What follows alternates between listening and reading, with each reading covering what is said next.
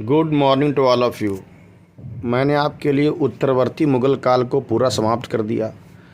अब उत्तरवर्ती मुग़ल काल के बाद हम लोग पढ़ेंगे नवीन राज्यों का उदय।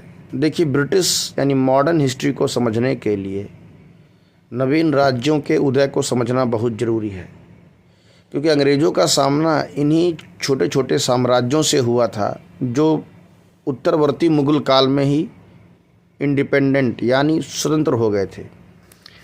अब यह है कि उत्तरवर्ती मुग़ल काल जब मैं आपको पढ़ा रहा था तो मैंने बताया था किस प्रकार मोहम्मद शाह या अहमद शाह या आलमगीर द्वितीय तक आते आते कई मुग़ल साम्राज्य के अंदर ही कई छोटे छोटे स्वतंत्र साम्राज्य बन गए। जैसे मैं आपको दिखाना चाहूँ तो आपके सामने एग्जाम्पल है। जैसे ये देखिए कि ये कौन कौन से राज्य थी, क्वेश्चन कई बार बनता है। जैसे देखिए 18वीं सदी के नए स्वतंत्र राज्य और उनके संस्थापक, ये पूछा जाता है, आप ध्यान रखेंगे। जैसे अवध के संस्थापक थे सादत खां, जिन्हें बुरहान मुल्क कहते हैं। हैदराबाद के थे चिनकिलिच खां यानी दक्कन, जिन्हें निजामुल मुल्क कहते हैं। ये मैं आपको बता चुका हूँ ये कौन थे। रुहेलखंड के वीर दाऊद थे, अली मोहम्मद खां थे। बंगाल के मुर्शिद कुली खां थे। कर्नाटक के सदातुल्ला खां थे। भरतपुर के चूड़ामनो बदन सिंह थे। राजपुताना में अजीत सिंह थे। सिख में बंदा सिंह थे। मैसूर में हैदर अली थे। त्रावणकोर में मर्तांड वर्मा थे। मराठा में पेशवा बालाजी विश्वनाथ थे। इसमें से आपको मुख्य रूप से ये ध्यान रखना है, कई बार एग्जाम में पूछा गया, मैं आपको टिक कर देता हूँ कौन कौन सा। अवध पूछा गया है, हैदराबाद पूछा गया है, रुहेलखंड नहीं पूछा गया है, बंगाल पूछा गया है, कर्नाटका पूछा गया है, और ज़रा सा आप नीचे बढ़ेंगे तो आप देखेंगे कि सिख साम्राज्य। लेकिन ऊपर के ये आप 1 2 3 4 याद रखिए, जो आगे पढ़ेंगे यही मेन है। अब देखिए, अगर देखा जाए तो यही स्वतंत्र साम्राज्य हैं जो अंग्रेज़ों के लिए चैलेंज थे, और इस समय अब कोई स्वतंत्र सत्ता नहीं है। देखिए, नए राज्यों का उदय पढ़ना इसलिए ज़रूरी है क्योंकि इससे ये समझ बढ़ जाती है कि वास्तव में जो नए राज्य कि ब्रिटिश काल का भारत कैसा था और अंग्रेज़ों का सामना किन किन लोगों से हुआ। तो अब देखिए, औरंगजेब के मरने के बाद अंग्रेज़ों को किसी केंद्रीय सत्ता का सामना नहीं करना था, उन्हें इन छोटे छोटे स्वतंत्र संस्थापकों का ही सामना करना था, जिनका मैं नाम ले रहा हूँ ये। तो इसको ध्यान से देख लेंगे, इसका स्क्रीनशॉट भी आप ले लेंगे। और यहाँ ये ध्यान दिया जाएगा कि अब हम आज पढ़ेंगे हैदराबाद की स्थापना, कि हैदराबाद कैसे बना। ये वही हैदराबाद है जिसकी स्थापना किसने की? निजामुल मुल्क ने किया था, जिसे चिनकिलिच खां के नाम से जानते थे 1724 में। तो अब हम लोग देखेंगे हैदराबाद कैसे बना। देखिए, हैदराबाद दक्कन में आता है। अब दक्कन कहाँ है? दक्कन देखिए, ये जो आपको इलाका दिख रहा है साउथ में, यही दक्कन है, ठीक है। अब यहाँ पर ही स्वतंत्र साम्राज्य हैदराबाद बना था। अब हैदराबाद कैसे बना, इसकी कहानी आज हम पढ़ेंगे, तो ज़रा पेशेंस के साथ लेक्चर को सुनेंगे। देखिए, आपको पता है कि दक्कन में हैदराबाद के स्वतंत्र साम्राज्य का संस्थापक चिनकिलिच खां या निजामुल मुल्क था। देखिए, आपको याद होगा जब मैंने आपको पढ़ाया था कि मुग़लों के समय में कई गुट बन गए थे, जैसे ईरानी गुट, तुरानी गुट, हिंदुस्तानी गुट। ये मैंने अपने उत्तरवर्ती मुग़ल काल में पढ़ाया था। तो जैसे एक जुल्फ़िकार खां था, यानी उत्तरवर्ती मुग़ल काल में आमिरों का प्रभाव बढ़ गया था, जैसे जुल्फ़िकार खां, निजामुल मुल्क, सैयद बंधु। तो उसी तरह मोहम्मद शाह के समय में एक था चिनकिलिच खां, जिसका नाम निजामुल मुल्क था। तो जब फ़र्रुखसियर शासक बना है, तो ये जो निजामुल मुल्क था, जिसे चिनकिलिच खां के नाम से जानते हैं, उसने निजामुल मुल्क को दक्षिण का बनाया सूबेदार, और उसे खां ने खाना भी कहा था फ़र्रुखसियर ने। अब आप यहाँ बताइएगा कि फ़र्रुखसियर का समय कब से कब तक है। और फ़र्रुखसियर के समय में वह दक्षिण का सूबेदार था, लेकिन बाद में उसे हटा दिया गया। बाद में वह मालवा चला गया और मालवा में जाकर के अपनी शक्ति को बढ़ाने लगा। ध्यान रखिए, मैं बात कर रहा हूँ निजामुल मुल्क की। और जब उसकी शक्तियाँ बढ़ने लगी तो उसे सैयद बंधुओं ने कंट्रोल करने का प्रयास किया, क्योंकि ध्यान रखिए निजामुल मुल्क की तरह सैयद बंधु भी थे। सैयद बंधु हिंदुस्तानी गुट से थे, आपको याद होगा। तो वो कहीं ना, चूँकि आपको पता है सैयद बंधु जिन्हें इतिहास में राजा बनाने वाले के नाम से जाना जाता है, वो निजामुल मुल्क के इस बढ़ते प्रभाव को कम करना चाहते थे, क्योंकि कहीं ना कहीं निजामुल मुल्क भी सैयद बंधुओं की तरह से होशियार था और वो अपना पावर बढ़ा रहा था। फिर आपको पता होगा फर्रुखसियर के बाद मोहम्मद शाह का समय आया। तो मोहम्मद शाह का जब समय आया तो निजामुल मुल्क बहुत शक्तिशाली बन जाएगा। और उसी मोहम्मद शाह के समय में ही निजामुल मुल्क ने सैयद बंधुओं में से सैयद बंधुओं की हत्या करवाई, जिसमें हुसैन अली खां प्रमुख थे। यानी कि निजामुल मुल्क के खिलाफ जब सैयद बंधुओं ने षड्यंत्र शुरू किया, क्योंकि सैयद बंधु नहीं चाहते थे कि निजामुल मुल्क का प्रभाव बढ़े, तो निजामुल मुल्क ने सैयद बंधुओं के एक भाई हुसैन अली खां की हत्या करवा दी। याद कीजिए, सैयद बंधु दो भाई थे, एक का नाम था हुसैन अली खां, एक का नाम अब्दुल्ला खां था। और जब हुसैन अली खां मर गया तो एक बार पुनः निजामुल मुल्क को दक्कन यानी दक्षिण भारत की सूबेदारी मिल गई। तो भूलिएगा नहीं, फर्रुखसियर ने उन्हें सूबेदार बनाया दक्षिण का, लेकिन बीच में हटाए वो मालवा आ गए। जब मालवा आ गए तो उनके प्रभाव को कम करना चाहता था सैयद बंधु, जिसमें प्रमुख था हुसैन का। लेकिन बाद में निजामुल मुल्क ने सैयद बंधुओं की मतलब हुसैन अली खां की हत्या करा दी। अब आप देखेंगे कि 1722 में मुग़ल बादशाह मोहम्मद शाह ने इस निजामुल मुल्क को अपना वजीर बना दिया था। याद रखिए, सैयद बंधुओं के मरने के बाद अगर दरबार में किसी गुट का प्रभाव पड़ा है तो वो था निजामुल मुल्क। ये भी प्रभावशाली था और अपना प्रभाव बढ़ाए। हाँ, जब तक सैयद बंधु जिंदा थे तो इसका प्रभाव उतना नहीं था, लेकिन सैयद बंधुओं के मरने के बाद आप देखिए मोहम्मद शाह ने उसे अपना वजीर बनाया। लेकिन दिल्ली दरबार में इतना षड्यंत्र शुरू हो गया, क्योंकि आपको पता अमीरों का गुट था, वो आपस में कुछ ना कुछ षड्यंत्र करते रहते थे। तो उसी षड्यंत्र से ऊब कर निजामुल मुल्क दक्कन फिर वापस आ गया। जब दक्कन वापस आया तो बादशाह मोहम्मद शाह ने हैदराबाद का सूबेदार था, नाम था मुबारिज खां। तो हैदराबाद के सूबेदार मुबारिज खां को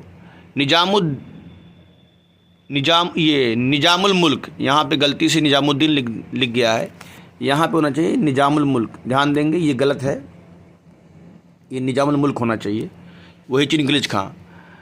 तो जो बादशाह मोहम्मद शाह था उसने निजामुल मुल्क को गिरफ्तार करने का आदेश दिया। और उस समय मुग़लों का सूबेदार वहाँ पर मुबारिज खां था। तो मुबारिज खां ने निजामुल मुल्क को पकड़ने का या मारने का प्रयास भी किया। मुबारिज खां और निजामुल मुल्क के बीच जो बड़ा भयंकर युद्ध हुआ उसे सुकर खेड़ा का युद्ध बोलते हैं। कि इसमें गलत आ गया है, नाम है सुकर खेड़ा, ध्यान रखिएगा। क्या नाम है? सुकर खेड़ा नाम है, सुकर खेड़ा। ये शुक्र नहीं है, ये सुकर है। तो सुकर खेड़ा का युद्ध हुआ। और इस सुकर खेड़ा के युद्ध में, जो कि 1724 में हुआ था, मुबारिज खां हार गया। ध्यान रखिए, मुग़ल बादशाह मोहम्मद शाह ने मुबारिज खां को निजामुल मुल्क को पकड़ने के लिए भेजा।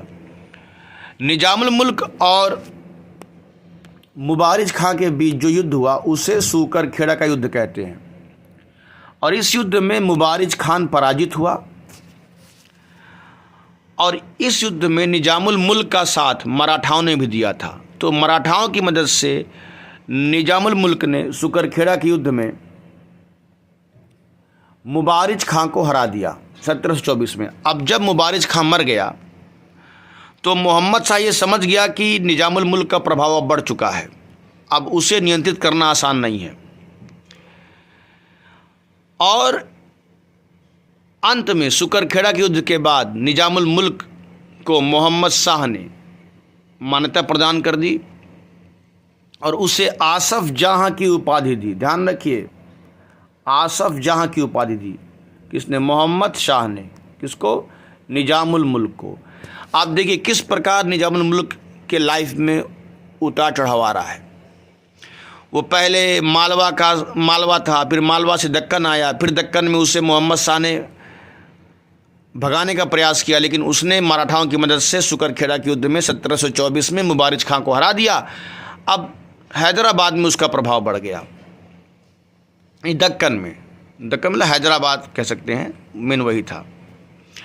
और फिर इसी निजामुल मुल्क ने हैदराबाद की स्थापना की। आप देखिए किस प्रकार मोहम्मद शाह के समय में ही हैदराबाद एक स्वतंत्र साम्राज्य बन गया। मोहम्मद शाह ने निजामुल मुल्क को कंट्रोल करने का प्रयास किया, लेकिन सुकरखेड़ा के युद्ध के बाद, जिसमें मुबारिज खां जो कि मुगल सूबेदार था, जो मोहम्मद शाह को, जो निजामुल मुल्क को पकड़ने गया था, वो खुद हार गया। तो इसके बाद हैदराबाद एक तरह से पूरी तरह से चिनकिलिच खां निजामुल मुल्क के कंट्रोल में आ गया। अब देखिए हुआ क्या, इस प्रकार हैदराबाद एक स्वतंत्र साम्राज्य बन गया। हाँ, अब कहानी आ गई है कि जब निजामुल मुल्क की मृत्यु 1748 में हुई, तो उसके बाद जो है हैदराबाद में उत्तराधिकार का युद्ध शुरू हो गया। हैदराबाद में उत्तराधिकार का युद्ध किसके बीच शुरू हुआ? निजामुल मुल्क के पुत्र नासिर जंग और उसके भतीजे मुजफ्फर जंग के बीच। तो नासिर जंग और मुजफ्फर जंग के बीच उत्तराधिकार का युद्ध शुरू हो गया। इस युद्ध में अंग्रेजों और फ्रांसीसियों ने हस्तक्षेप किया था। जब आप आगे पढ़ेंगे कर्नाटका का दूसरा युद्ध, तो मैं उसमें बताऊंगा किस प्रकार दूसरे युद्ध में हैदराबाद के उत्तराधिकार के युद्ध में अंग्रेजों और फ्रांसीसियों ने हस्तक्षेप किया। लेकिन कर्नाटक के दूसरे युद्ध के बाद ही फ्रांसीसियों की स्थिति खराब हो गई, तो कहीं ना कहीं हैदराबाद एक तरह से अंग्रेजों के कंट्रोल में आ गया और धीमे धीमे हैदराबाद में ब्रिटिश प्रभाव बढ़ने लगा। और 1798 में हैदराबाद के निजाम ने अंग्रेजों से सहायक संधि कर ली और सहायक संधि होने के बाद हैदराबाद ब्रिटिश साम्राज्य का हिस्सा बन गया। और ये भी ध्यान रखिए, हैदराबाद ऐसा प्रथम राज्य था जिसने सहायक संधि को स्वीकार किया था।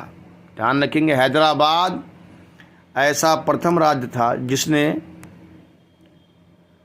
वेलेजली द्वारा चलाए गए सहायक संधि को स्वीकार किया था। ये भूलिएगा नहीं, मैं आपको फिर बोल दे रहा हूँ, आप इसको भूलेंगे नहीं।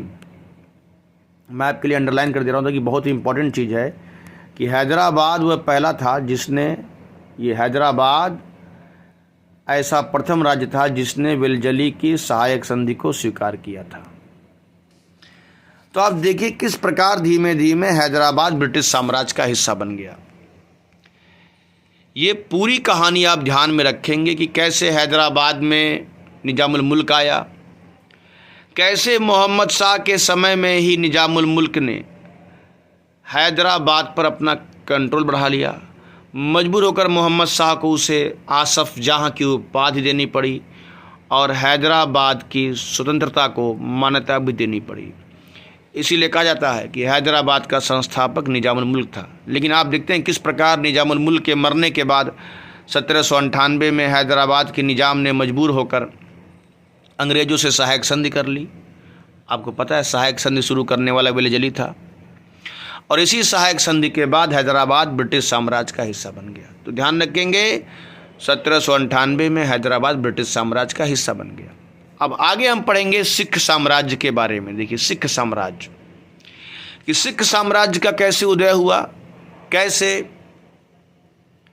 रणजीत सिंह आए, कैसे अंग्रेजों ने सिखों पर नियंत्रित किया। तो अब आप समझे कि कैसे हैदराबाद कब्जे में आया अंग्रेजों के। अब हम सिख के बारे में पढ़ेंगे। तो कल मैं सिख साम्राज्य के बारे में पढ़ाऊंगा, चूँकि मेरी ऑफलाइन क्लास बहुत ज़्यादा रहती है। तो जो भी समय मिलता है मैं बच्चों के साथ अपने ज्ञान को इसी एक छोटे से प्लेटफॉर्म के माध्यम से बांट देता हूँ। उम्मीद करता हूँ कि आप इसे पसंद करेंगे और कल हम सिख साम्राज्य को पढ़ेंगे। आप मेरे लेक्चर को आराम से देखा कीजिए जब भी समय मिले, ताकि आपको थोड़ा डिटेल नॉलेज मिलता रहे। तो अगले क्लास में मैं आपको सिख साम्राज्य के बारे में पढ़ाऊंगा। आज मैंने हैदराबाद पढ़ाया। तो हाँ, इसमें ये चार्ट आप मत भूलिएगा जो बहुत इंपॉर्टेंट है, ये वाला मैं फिर आपके सामने ला रहा हूँ उस चार्ट को। ये इसको आप याद कर लीजिएगा कि किसने किसकी स्थापना कब की। मैं अवध भी पढ़ाऊँगा, अवध कैसे बना, अवध पर कब्जा कैसे हुआ, बंगाल पे कब्जा कैसे हुआ, सिख साम्राज्य कैसे हुआ। तो अभी मैं सिख के बारे में बताऊँगा। आमतौर पर ये सब चीज़ें छोड़ दी जाती हैं। तो आज के बारे में आप याद रखेंगे, सुकरखेड़ा का युद्ध कब हुआ? 1724 में हुआ। सुकरखेड़ा का युद्ध किसके बीच हुआ था? तो सुकरखेड़ा का युद्ध मुबारिज खां जो कि मुगल सूबेदार था और निजामुल मुल्क के बीच हुआ था। इसको आप मत भूलिएगा, ताकि आपको आगे सारी चीज़ों को समझने में आसानी हो। तो फिर कल मिलते हैं नेक्स्ट लेक्चर में। Thank you very much.